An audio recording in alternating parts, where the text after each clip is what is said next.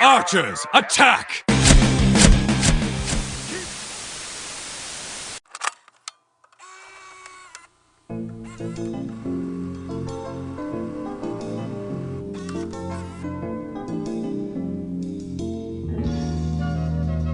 You're listening to TBKBC, the finest in Azerothian public access. Now, here is your morning programming. Hello everyone, and welcome to the 171st meeting of the Azerithian Department of Natural Resources, Stormwind City, and Greater Elwinian County. As always, I'm your host and treasurer, Edward Grimble, and I'm joined in the studio today by two of my colleagues. Boys, take it away. Well, thank you for inviting me here today. I am Dr. Scott Crowden of the Dalaran University's Fisheries and Wildlife Department, where, former mages such as myself who, want to explore different professions within the world of Azeroth. And, Understandable. Lately I've been, my team and our mostly postgraduate mages have been traveling Azeroth, examining different ecosystems. And actually, I ran into this fellow over here on our trip to Najatar very recently. Hey everybody, I'm Riley Ripple. I'm a land acquisition agent, and I chop wood in Red Ridge Mountains. How's it going? Well, hello, gentlemen. It's very nice to have you in the studio today. As you can see, I'm deeply enthralled. Now, Riley, tell me a bit more about the lumber situation in the Red Ridge Mountain area. I've noticed that there's been quite a difference in this last fiscal quarter. Yeah, you could say wood's, at an all-time low at this point. We've been chopping it down, and there's these big spiders that keep running out and chasing us. I really think we're messing with the land here because there's just a lot of spiders. No one should have this many spiders. Arachnids certainly are a daily threat to life over there in Red Ridge. Now, you're mentioning that the lumber industry has taken quite a hit. Have there been any talks of bringing in some druids to, just make more trees? It was mentioned, but, we don't really trust druids in these parts because I'm pretty sure they have something to do with the spiders. That's very fair. I would say that in my research so far, I'd say druids, mages, shamans, all of these different types of professions around the world of Azeroth have actually, had quite a distinct presence of destroying the ecosystems, in particular like these spiders. Even on Mechagon when we were there visiting, there were mechanical spiders, and that's a whole nother story. And then they're messing up a bunch of different ecosystems. What are the trees like out there, though? Are they good for chopping? Yes, I have yet to venture to the mechanical island of Mechagon. Dr. Scott, can you please give us a report on the local flora and fauna you saw during your time on the island? Yes, of course. So, it's pretty hostile territory, so we didn't get to spend a whole lot of time there. And actually, unfortunately, my colleagues and I were shuffled into a cave below the city where we were forced to fight with other members of the island. And, I'm tempted to say that a lot of these mechanical creatures on this island are not treating the island with the proper ecological respect that it deserves. That's a common problem in this society. And I really think we could fix this by cutting down more trees. You thought about that? Well, no. Are you sure? Riley, That's an interesting solution. If anything, I would feel like we would need a higher amount of foliage. What with big drakens coming out of the ground and If you'll notice this graph behind me, approximately 27.8% of Azeroth's foliage has been disrupted in the last 10 years due to large draconic emergences. But you're saying that the solution is in fact to deplete the resources? Well, if we deplete them, then Redridge can have more logs for me to cut in half. And thus, business for Redridge would be looking pretty okay, you know? Doesn't that add up at all? I think that kind of adds up a little bit, right? You know, Riley, I would say that it's not all about your personal monetary gain here, and I think that's been a common theme and problem here on Azeroth. You know, I was traveling through the Stormsong Valley area, in particular up by Seeker's Vista, and there are some very, very greedy goblins there. You know, they're causing oil slicks with their giant mechanical robots. You know, my colleagues and I spent probably a solid month and a half just trying to clean oil off these poor seagulls. Oh dear. Well, that's a dangerous endeavor. I'm gonna give my congrats to you and the team, Dr. Scott. I know how dangerous those seagulls can get. Well, not personally. My days of paladin dungeon leading are far behind me, but it's quite a desperate endeavor down there. Mr. Gumbles, I'm gonna keep changing my voice until I find the right one. That's okay. Normally I would think that's strange of a resident of Azeroth, but seeing as you are some sort of mechanical creature here, makes sense your voice box changes. Please continue. Yeah, I actually haven't clarified that. I'm actually a mechanome. Oh, I'm so sorry. Was that your big character reveal? Shit. I'm sorry. Well, I really wasn't gonna address it because I don't think it's important what the content of somebody's skin is created of, you know, for the viewers who, you know. Well, I I'm hope a I didn't. Draenei. Would you have imagined that with this voice? It's wild. No, I wouldn't. That's what I am. But 7'2", 300 pounds, fucking svelte as shit, and here I am. well, Riley, I hope I didn't say anything offensive about your homeland there a minute ago. You act like I don't come from there, cutting down. Did you not know he was from there? Did you think it was a robotic gnome from somewhere else? You know, I didn't want to, like, ruin his reveal. I kind of already did when I implied that I picked him up on the way from Mechgon to Najatar to now we are in the Greater Stormwind area here, but, you know, I wasn't sure that he was ready to reveal that information to the public, aka the public radio here. Now, I fully understand. Oh dear, he was going off there. now, Mr. Gumbles, it was. What about your research? What are you doing out here? Are you remixed to the Gigius boss fight? What's going on there? But yes, I will elaborate. You see, my area of expertise is on animal relations, specifically here in the greater Elwinian County.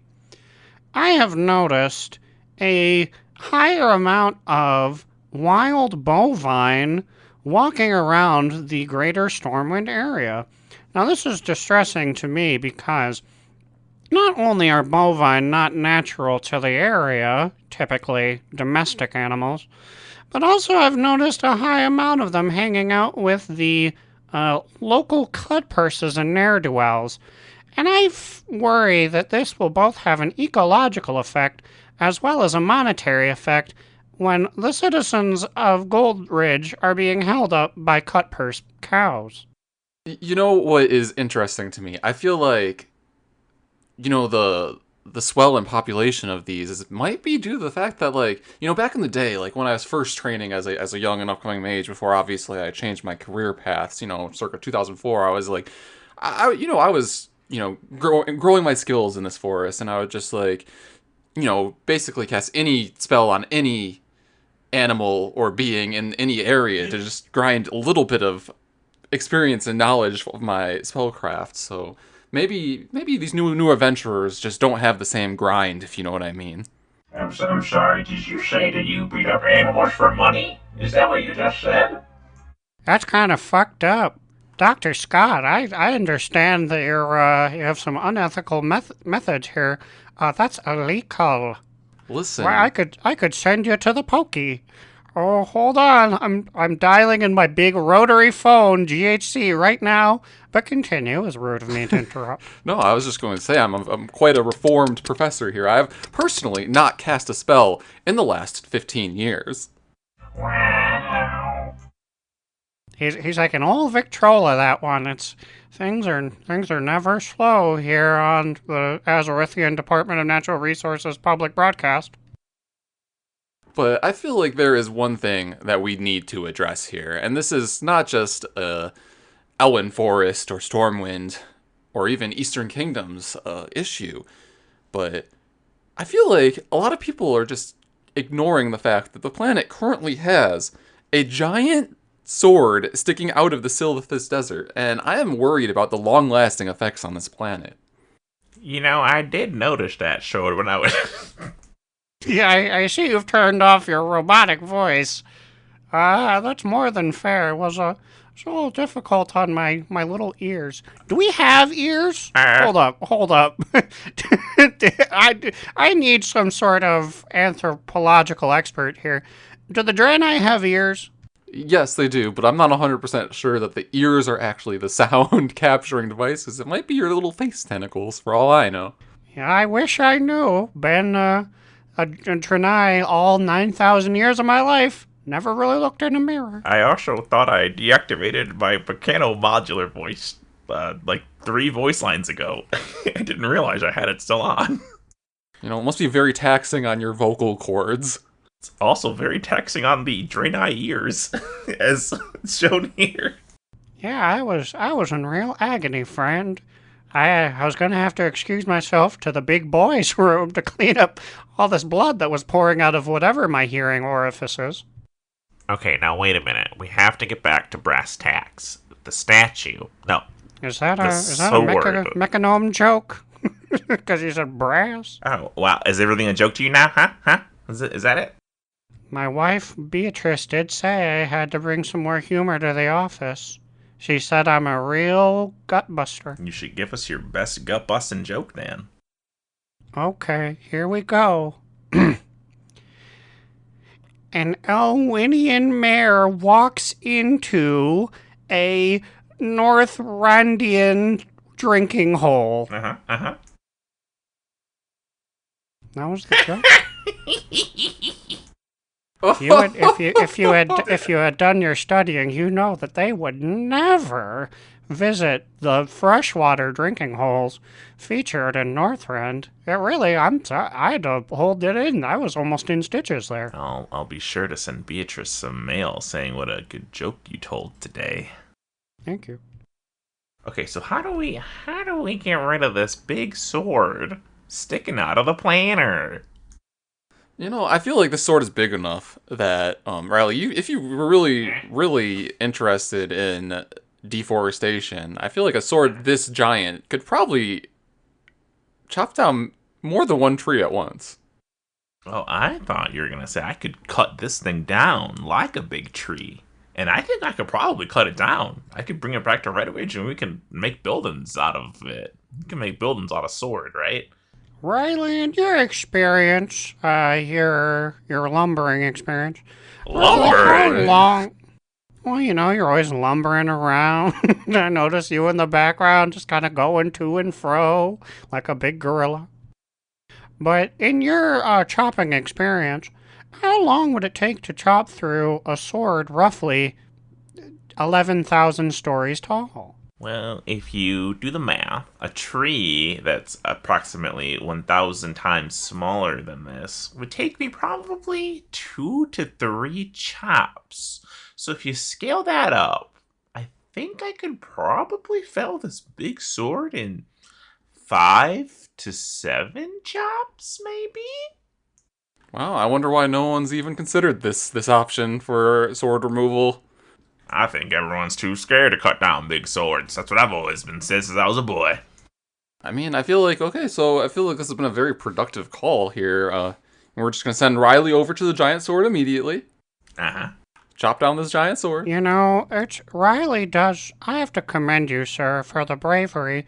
Most teams that I've seen that have been deployed to the big sword, they really only go for 3 to 4, but it's really just that extra chop that could have made the difference all this time. I mean, like, I get that axes are expensive, but, you know, if you just really put your springs and coils into it, you can down that sucker in 5 to 7 hits. Well, we've got a lot of, we've solved one problem. Dr. Scott, what's going on with your research team in Dalaran U? What new developments are coming out of the floating city? Well, I will say one of the more interesting occurrences that we've observed in our most recent research is that, you know, in particular in the Stormhain region, the Murloc population has actually been dwindling, guys. It's like they're actually on the, if you believe it or not, Murlocs on the verge of endangerment within this sector because, you know, I've heard that like some adventurers have been traveling here for their Mythic Plus dungeons. I'm not quite sure what that is, but apparently this area is in rotation now. And those Murlocs, you know, like, if there's a new invasive species, they will attack it. So they're just trying to defend their territory here, and these adventurers just are showing them no mercy. You know, now this was interesting. Now, I'm no stranger to Murlocs that live all over Red Ridge Mountains. And what I've been saying for the past 35 years is we need a Murloc culling. Now, I'm not saying we should kill the ones that we have, but maybe since you've already killed them for us, adventurers, we could send the ones from Red Ridge to go fill in and restabilize that population. We might be onto another thing here. Like, my adventure team, I mean, my team of students, we can, you know, make a trip over to Red Ridge. Just, like, scoop up a few Murlocs. Bring them over to Stormheim. I think we can repopulate this zone.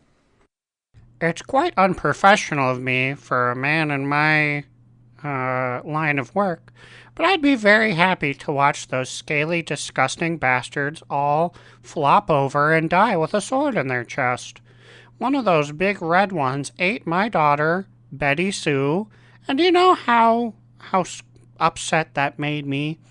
How much it smarted?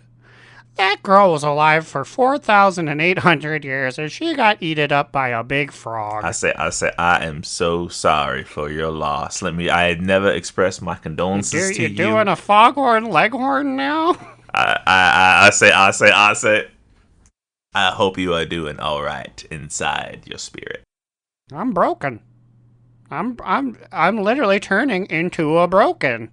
A comet came by my house the other day for the initiation. It was fucked up. You know, I've been thinking about that.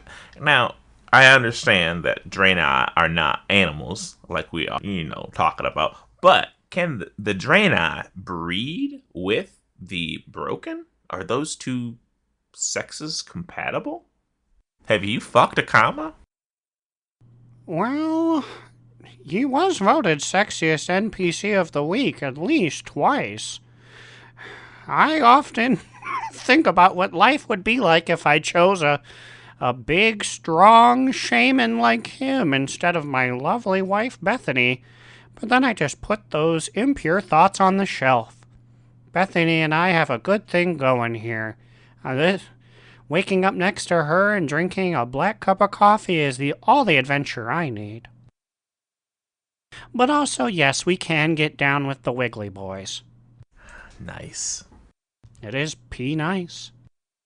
Okay, I think you also may know something about this one, Mr. Bethany, which is funny because that's your wife, so you'd be Mr. I believe that's my wife's name. I believe Bethany. You are besmirching me. Because like Mrs. and Mr. I have not said my name in a little while, but my name definitely is Edward Grimble. Spouse of Bethany, Mr. Bethany. You know, do you get what I'm saying? Do you understand? That's more than fair. She is the light of my life. I'm willing to be her +1. You were recent. Have you ever picked flowers before, sir? Huh? Are you a flower picker? Ever done this before as a career, maybe? Whoa. That's very disrespectful. That is a whole profession. To refer to them in such a derogatory way on this air show, I am putting my foot down here. That's unprofessional Yeah, and quite that's frankly a little rude. fucked up. Do you call miners axe wavers? No, that's me. Do you me, call I'm an Skinners axe waver. knife wigglers?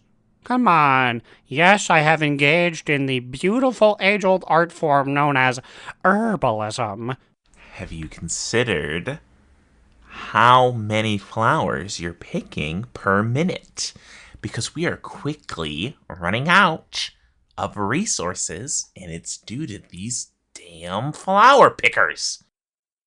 I will say, I would not refer to them in quite that way, but, these adventurers, they're causing a lot of problems on this planet. They just run around, kill whatever they want, they run around, pick all these flowers, or they mine all these rocks, like everything. This planet is dying, and they do not care.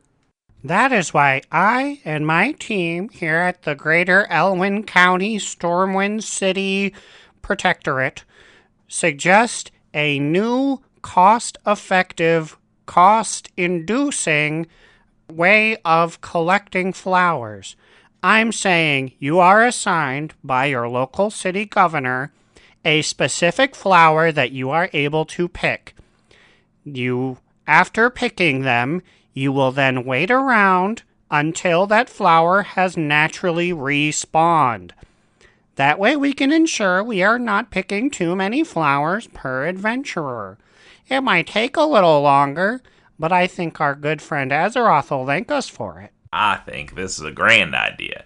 We just have to be sure that we define flowers, and that the definition of flowers cannot be applied to trees. Because you will not limit how many trees I cut down in a day. I tell you what, we need these logs. Joe Mama. Yeah. I'm sorry, that Bethany phoned in again on the old rotary. She told me to try some of this new Zoomer humor, and that's not as good as ecological jokes. Do you guys think that this big rat in Stormwind is the ecological disaster? How did that rat get so big? I think that rat actually consumed the rest of the Stormwind ecosystem somehow.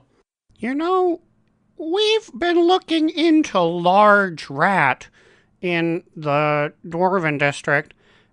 We're all too scared to go near him. I'd love to interview the man, maybe collect droppings, analyze his eating patterns, but he's so big and spooky that we've all just kind of let him be. I would be worried for your personal safety if you were to invite that giant rat onto this air show, though. I think it might actually consume you. I was just gonna say, I've seen it do bloodshed with my own eyes. Me and Bert had to go out there for a catch and release job, and it turns out it was that giant rat. And you know what? Bert's dead. I ran away. Bert's not alive anymore. All I'm saying is you don't see too many people out and about on the streets of the Dwarven district, do you? They know better. No, you do not. But you do see Big Rat. Well, this has certainly been food for thought. Gentlemen, my boss just called on the old rotary here. He said that my program is going to be canceled soon. But before we get off the air here, do you have any more, any more topics you'd like to discuss? I think we should talk about your smoking hot wife, Bethany. Oh dear, the Bethany is love of my life, candle in my heart. I don't know if I appreciate you referring to her as such. She is very beautiful, but she is not to be ogled by your mechanical eyes. I think you misunderstood. In my homeworld, smoking means very nice gal. It doesn't mean anything that you may have been associating it with, sir. Oh, it also probably means highly functional because, you run on steam and cogs and things. Yes, the more smoke, the better. Well, I can tell you she's very functional. She did birth a beautiful daughter, 10 pounds, 11 inches. Is that the dead one? Well, yes, sir. It is Betty Jo who was eated by a big talking frog thing. Thank you for reminding me. I was like, a frog? I thought it was a murloc. Okay, it's the same thing. Yes, it was a murloc. I'm sorry, Merriam and Webster. I just figured we'd define terms properly on this show. Well, if it makes you feel any better, those adventurers probably, at some point will kill that murloc. It makes me feel nothing. This is Riley Redridge signing off. This is Dr. Scott Crowden signing off. And this is good old Edward Grimble, the treasurer of the Stormwind City and Greater Elwinian County Department of Natural Resources. I just got a hot call on the rotary here, but from Archie Mundy. I'm gonna go sacrifice everything to become an Eridar now. Catch you all on the flip-flop. Chop chop.